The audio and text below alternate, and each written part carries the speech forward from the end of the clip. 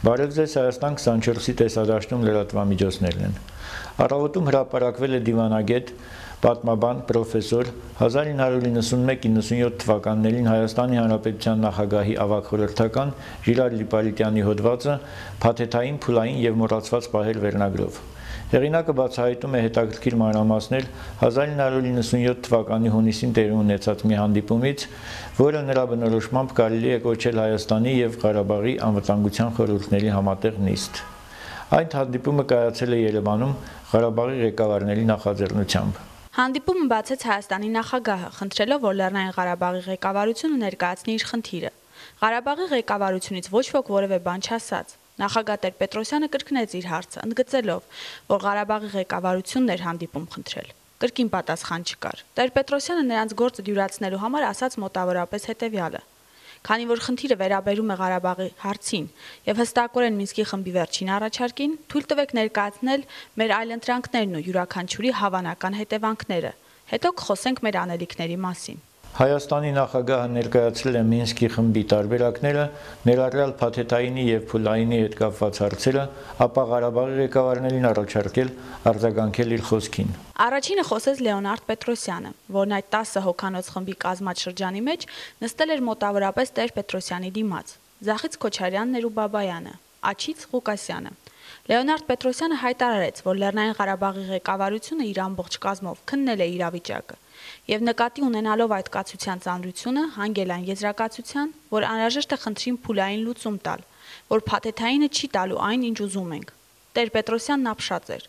Առաջին անգամ էր, որ Լեռնային Ղարաբաղի ղեկավարությունը ինքն իր ներքին գործընթացներով հասել էր այնտեղ, որտեղ էր Հայաստանը։ Լիպարիտյանն այսպիսով բացահայտում է, որ այդ հանդիպման մասնակիցները, ներառյալ նրանք, որ ավելի ուշ պիտի հայտնի դառնային որպես հայտնի ուժեր, անվերապահ համաձայնություն են հայտնել փուլային տարբերակին եւ Տեր-Պետրոսյանին զարմացրել է այդ կտրուկ շրջադարձը, հավաստիանալու համար, որ ամենքն իսկապես նույն կարծիքին են, հարցրել է, որևէ մեկը խնդիր ունի այս մոտեցման կապակցությամբ։ Ոչ ոք չառարկեց կամ խնդիր չներկայացրեց, բացի Բաբայանից, որը վերջում որոշ տատամսումից հետո հարցրեց.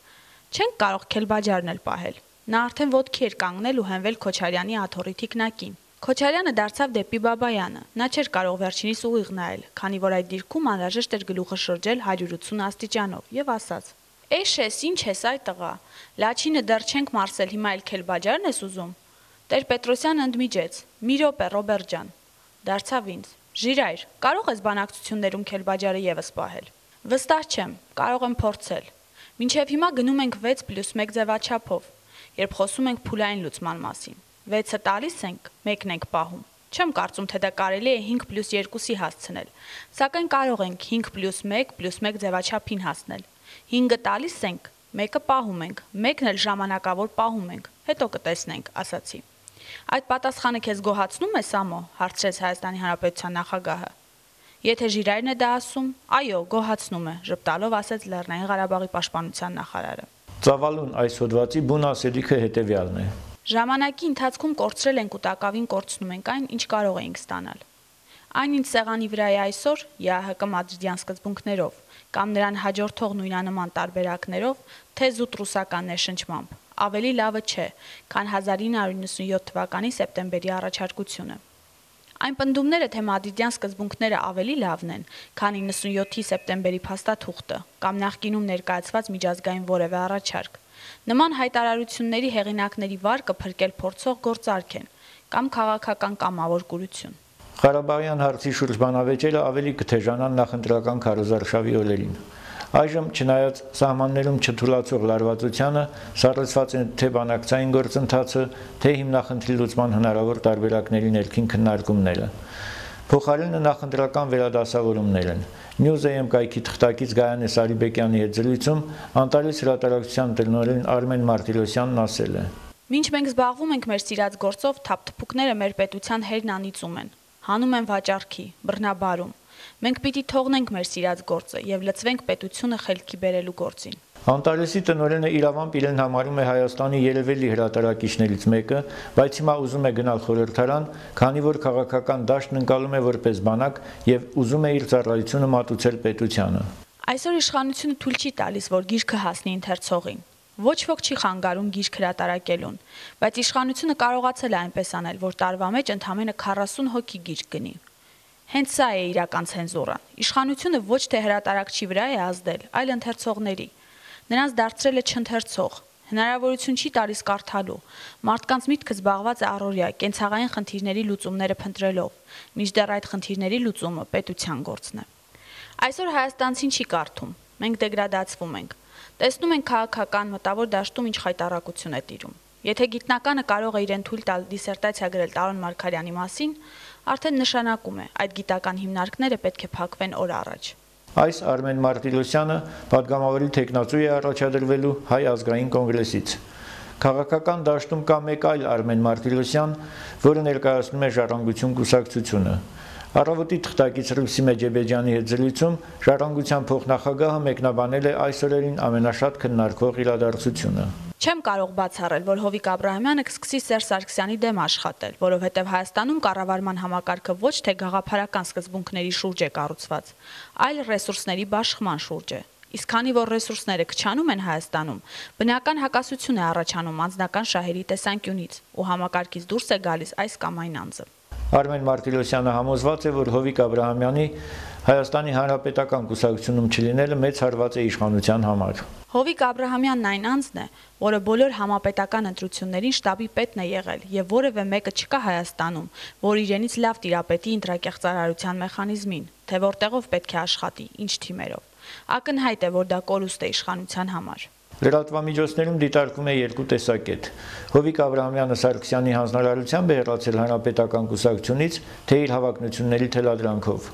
Arm Times.com կայքում եւ Հայկական ժամանակում Սյուզաննա Պողոսյանի հետ զրույցում քաղաքագետ Սարո Սարոյանն ասել է.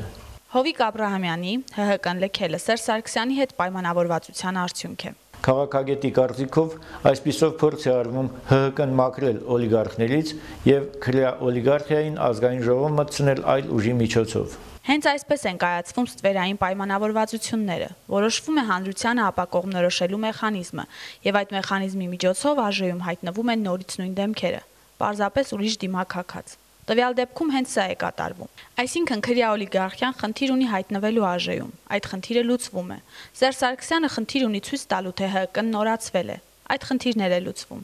Բոլորն էլ գոհ ու շնորհակալ են։ Այնուամենայնիվ, ինչ է մնում անել Հովիկ Աբրահամյանին։ Օդում կախված ու շատերին իսկապես հուզող այս հարցին շտապում է պատասխանել քաղաքական գործիչ Ազատ Արշակյանը։ Հովիկ Աբրահամյանին մնում է ընդվզել։ Հայելի AM կայքի թղթակից Անի Սահակյանի հարցինի պատասխան Արշակյանը նկատում է, որ այդ ընդվզումը լինելու է իր կարգավիճակը վերականգնելու փորձ, այլ ոչ թե գաղափարների համար պայքար։ Հովիկ Աբրահամյանը ուզում է իշխանությունից չհեռանալ։ Հովիկ Աբրահամյանի նման գործիչները լավ գիտեն, որ եթե իրենք քաղաքականությամբ չեն զբաղվում, քաղաքականությունն է իրենցով զբաղվում, ինչը ցանկալի չէ Աբրահամյանի համար։ Վերջինս ցանկություններ, հմտություններ, ռեսուրսներ ունի եւ ամեն ինչ կանի, որ մնա իշխանությունում որևէ խմբի հետ։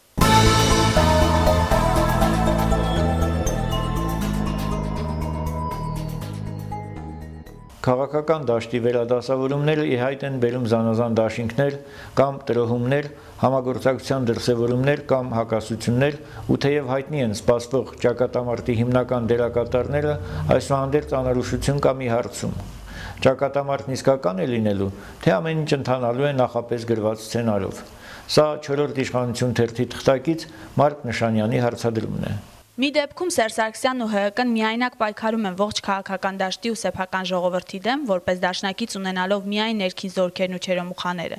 Իսկ մյուս դեպքում Սերժ Սարգսյանն ու ՀՀԿ-ն սեփական ժողովրդի դեմ պայքարում են կեղծ ընդդիմության օգնությամբ, որպեսզի ստիպված չլինեն կիրառել ներքին զորքերն ու չերոմուխաները։ Եթե նկատեցիք, երկու դեպքում էլ ստացվում է, որ Սերժ Սարգսյանը պայքարում է սեփական ժողովրդի դեմ, հանուն իր անձնական իշխանության պահպանման։ Հոդվածի հեղինակը նկատում է, որ Սարգսյանի համար շատ ավելի ձեռնտու է երկրորդ տարբերակը։ Դրա համար էլ իշխանական քարոզչամիջոցները տարբեր հնարքներով տարածում են այն գաղափարը, որ Սերժ Սարգսյանն ամենայն մանրամասնությամբ տիրապետում է իրավիճակին, որ ամեն ինչ մանրակրկիտ մշակված է Բաղրամյան 26-ում, որ բոլոր քաղաքական ուժերն ու դաշինքները նրա խաղն են խաղում եւ այլն։ Չէ՞ որ եթե ամեն ինչ կանխորոշված է, շարքային ընտրողը թափ կտա ձեռքը եւ պարզապես չի մասնակցի ընտրություններին, կամ էլ հանգիստ խղճով կվերցնի ընտրակաշառքը, վստահ լինելով, որ միևնույն է ոչինչ չի փոխվելու։ Իսկ դա իդեալական պայմաններ է ստեղծում տոկոս խփելու համար։ Առաջին EM կայքում թյուրիմացաբար Ղարաբաղ կոմիտեի անդամ ներկայացված Ալբերտ Բաղդասարյանի կարծիքով էլ իդեալական պայմաններ են ստեղծվում սատանաների ակտիվ գործունեության համար։ Նրա հետ զրուցել է առաջին EM կայքի թղթակից Մարիամ Գրիգորյանը։ Հիմա կարծեք թե բոլորն են ցանկացած գնով միավորման գնում, առանց ինչ-որ բաներ հաշվի առնելու։ Դրա ակունքները վաղուց են գալիս, բայց ցայտուն ներկայացուցիչը Արտաշես Գեղամյանն է, որը ժամանակին ասում էր. «Ես սատանայի հետ էլ պատրաստ եմ դաշին կնքել Ռոբերտ Քոչարյանի կամ Սերժ Սարգսյանի իշխանությունից ազատվելու համար, մինչև որ սատանայի հետ իսկապես դաշին կնքեց եւ հայտնվեց սատանայանոցում, ինչպես հիմա է։ Սատանաներով դաշինք են կնքում մեծ սատանայից ազատվելու համար, որ մեծ սատանային փոխարինեն հաջորդ սատանայով։ Այստեղ հարց է առաջանում. ինչպես Սերժ Սարգսյանն է ասում, միավորվում եք, որ ինչ անեք»։ Մարդու իրավունքների պաշտպան համախմբում կուսակցության անդամ Կարեն Անդրեասյանի աչքին Ալբերտ Բաղդասարյանի ասած սատանաները վերափոխվում են դևերի։ Ararat News AM կայքը հրապարակել է նրա Facebook-յան գրառումը։ Համաձայն չեմ համախմբում կուսակցության կողմից ընտրված դաշինքի կազմին։ Առավել եւս ինձ համար անընդունելի է, որ դաշինքը գլխավորի պաշտպանության նախկին նախարար Սեյրան Օհանյանը։ Այո, իշխանափոխության համար լայն համախմբում է անհրաժեշտ, որի մեջ կարելի է ներառել նաև նախկինում սխալված կամ մեղքեր գործած միայն այն մարդկանց, ովքեր անկեղծորեն զղջալով անցել են քաղաքական կամ իրավական խավարանով։ Չի կարելի, սակայն նույնիսկ հանուն բոլորիս երազած իշխանափոխության խառնել կոռումպացված ու չկոռումպացված մարդկանց, աշխարհաքաղաքական հակադիր կողմնորոշումները, արժեքային ծայրահեղ տարբեր բևեռները, քանի որ այդ դեպքում մեծ է պարտության հավանականությունը, ու նաև կա վտանգ, որ հաղթանակի պարագայում դևին սպանողն ինքը դև կդառնա։ Անվերջանալի դատաիրավական կոռուպցիայի, չդադարող թալանի, սոսկալի անարդարությունների, համատարած աղքատության ու արտագաղթի պայմաններում միակ հույսը մնում է հեղափոխական նոր ձևաչափը։ Civilnet-ի հետ զրույցում իդեպ Անդրեասյանը ցանկություն է հայտնել, որ դաշինքը ներառեր Ժառանգություն կուսակցությունը եւ ցուցակը գլխավորել Զարուհի Փոստանջյանը։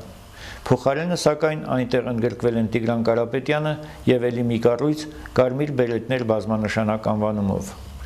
Հայկական ժամանակը հրապարակել է լրագրող Արմինե Ավետյանի հոդվածը «Տեսախցիկներ 1500 տեղամասերում» վերնագրով։ Ընդդիմության եւ իշխանության ներկայացուցիչներից կազմված հանձնաժողովը համաձայնության է եկել ապրիլյան խորհրդարանական ընտրությունների ժամանակ տեսանկարահանող սարքավորումներ տեղադրելու հարցի շուրջ։ Հոդվածի հեղինակը ներկայացնում է այս խնդիրը լուծելու ճանապարհին ի հայտ եկած խոչընդոտները, մասնավորապես ֆինանսների անբավարար լինելը։ Այդ սարքավորումները ձեռք բերելու, ընտրությունների օրը դրանք տեղադրելու ու ողջ օրը սպասարկելու եւ ուղիղ հեռարձակում ապահովելու համար հանձնաժողովի հայտարարած մրցույթին ընդամենը մեկ ընկերություն էր դիմել՝ հայ-կանադական ինչ-որ EIC Telecom, որը գործընթացն ապահովելու համար 3.8 միլիոն եվրոյի բյուջե էր ներկայացրել։ Ծրագրի ֆինանսավորումը ստանձնած Եվրամիությունը 1.6 միլիոն եվրո էր հատկացրել եւ ստացվում էր, որ գործընթացը ձախողվում է բավարար չափի ֆինանսական միջոցներ չլինելու պատճառով։ Ի վերջո Եվրամիությունը որոշել է եւս 400,000 եվրո հատկացնել,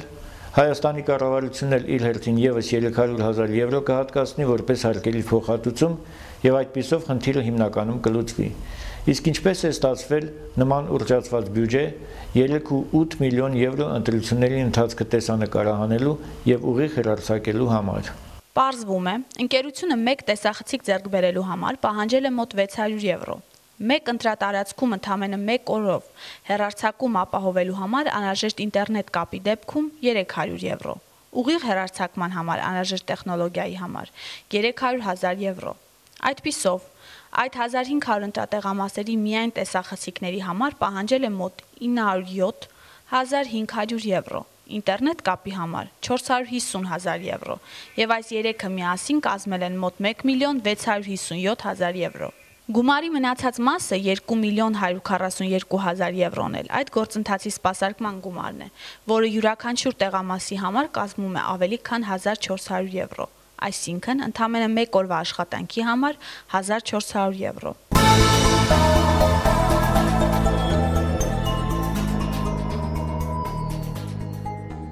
Հավանաբար իր 100-ամյա պաշտոնավարման փորձով եւ մոսկովյան այցի տպավորությունների տակ Միլ հեռուստաընկերությանը տված հարցազրույցում Հայաստանի վարչապետ Կարեն Կարապետյանն ասել է. Վերնախավը ինչ-որ առումով հասարակության եւ ազգի դեմքն է, ու եթե հասարակության մեջ կան խնդիրներ, փոխհմբռնման պակաս, վերնախավի նկատմամբ դժգոհություն, ապա այդ վերնախավը պետք է փոխվի։ Տեսականորեն իհարկե այդպես է, բայց գործնականում չգիտես ինչու այս տրամաբանությունը նահանջում է եւ հասարակության վրա գրոհում են վերնախավում իրենց խրախճանքը շարունակող եւ իրենց նկատմամբ դժգոհությունն արհամարողները եւ մարդիկ բարբերաբար հայտնվում են ստրեսի ու դեպրեսիայի մեջ։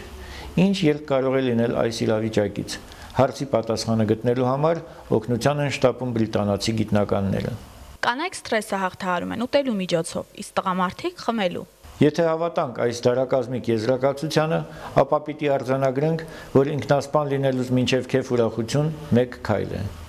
Այսօր այսքանը, մեր հաջորդ թողարկումը երկուշաբթի է, ստեսություն։